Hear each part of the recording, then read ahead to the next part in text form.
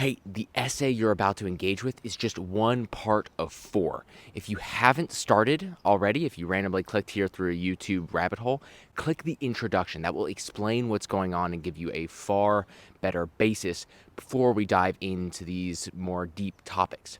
Now, if you could, and you're here otherwise, you've already listened to the introduction, click the link in the description below, which will take you to my website, which will allow you to listen as well as read along.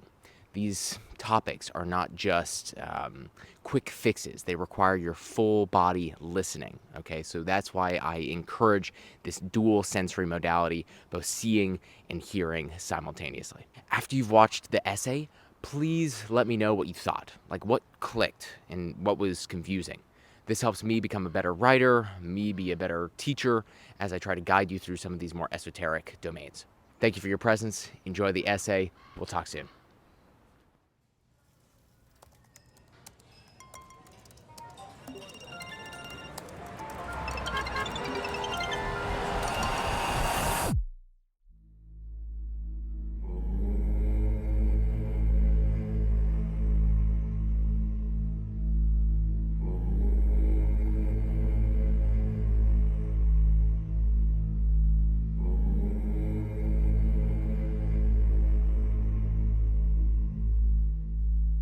To summarize the problem, desire for either unpleasant sensations to end or for pleasant sensations to begin leads to suffering.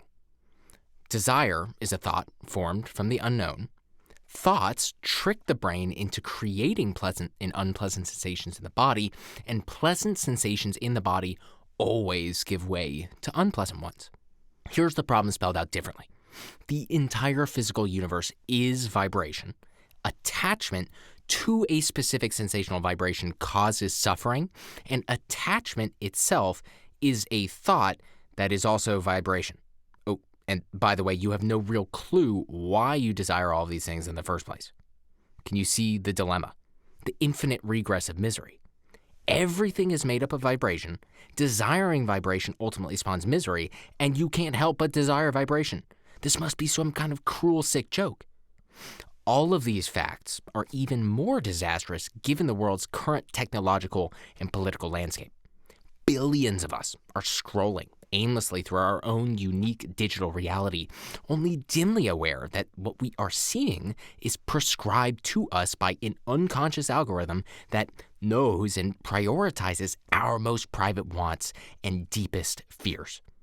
This means that in the information age's current form, reality is more or less organized towards your suffering because almost every piece of content, both online or in person, has at least some intention of generating thoughts in your mind.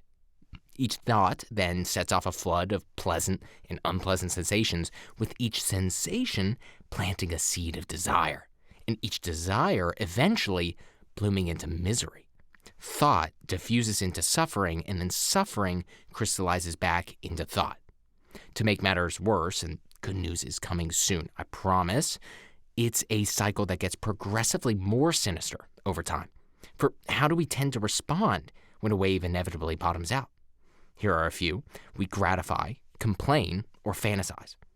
Here's a hypothetical example that has most definitely never happened to me. Let's say that habitually and out of nowhere, the vision of having mind-blowing erotic sex rises in the mind.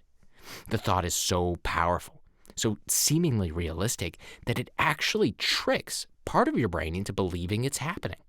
The result of this mental mirage is a concoction of pleasure-inducing chemicals that avalanche down into your genitalia. How incredible. What a time to be alive. This is a vibratory high, your sensational upswing. Now, let's say the fantasy lasts a full, an epic 7 seconds, upon which you sober up to find yourself quietly huddled in fetal position for the 6th straight hour in your meditation cell, alone, on a Friday night. The blip of vibrational pleasure disappears and is replaced by feelings of loneliness and shame. How pathetic.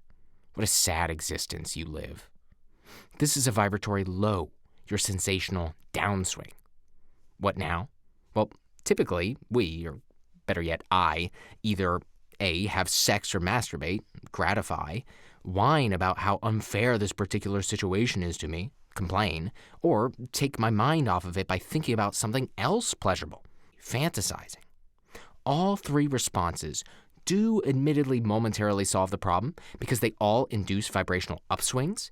However, they're band-aids. In fact, it's worse than that. Gratifying, complaining, and fantasizing only dig us into deeper holes since they all double down on sensation. They solve suffering with more sensation, which can only create more desire, which can only create more suffering. I get it, Ethan. I'm living in fucking purgatory. Just tell me what the solution is already. Here was the Buddha's awesome insight. Awareness, observation, witnessing, presence, emptiness, consciousness, mindfulness, knowing. There are many words for it. Vibration can't be the only thing in the universe because, and this is hypothesis number 7, that which is aware of vibration is not vibrating. That which is aware of suffering does not suffer. That which is aware of yourself is not yourself. I am overweight. Are you overweight, or are you aware of being overweight? You can't be both. I own a toothbrush. Do you own a toothbrush, or are you aware that you own a toothbrush? You can't have both. I am reading an essay about suffering. Are you reading an essay about suffering, or are you aware of reading an essay about suffering? You can't do both. Confusing? Yes. Paradoxical? Seemingly. Unhelpful? Not in the slightest. This is the answer. This is the way out. Applying this realization is the end of suffering. Here's the testable hypothesis written out. If you are fully aware of an unpleasant sensation, then it will cease to be a source of suffering because you no longer have preferences for what happens to it. That which is aware of preferences have none. Or, if you become totally present with a negative feeling, then it loses its sting because craving and aversion disappear. That which is aware of desire does not desire. And does anything take suffering's place once it officially fades? Lucky for us, yes. Yes, it does. Peace percolates from the empty space. The silent kind. The unshakable and immovable kind. A peace perfect enough to freeze the inner battlefield. This might make some sense. After all, peace and desirelessness are synonymous. If you felt exactly how you wanted to feel, would there be any desire left? If you already had what you were searching for, would there be anywhere to go? If you fundamentally knew that the game had already been won, would there be any need for real worry? Occasionally, though yes, not always, happiness forms out of the formlessness too. Real happiness. Like really real happiness. A joy that reflects and delights in itself. A happiness free from contingencies and envy, impatience and expectations. A happiness so radiant that it penetrates even the most stubborn and hardened shells of pessimism. Love can sometimes share this open space too, and not the type of love that clings, the one that itches for control, and not the do-good love that performs favors while silently hoping that they be reciprocated, the one that subtly plays the long game, and not the surface-level loves that praises facial features, fashion sense, and hours invested while avoiding the vulnerable acknowledgement of integrity, authenticity, and care. And definitely not the judgmental love that sees Donald Trump as distinct from Hillary Clinton, as distinct from the begging homeless man, as distinct from Jeff Bezos, as distinct from your mother. We're talking about the 1 Corinthians type of love. Patient and kind, bears all things, believes all things, hopes all things, endures all things, free from arrogance, resentment, and irritability.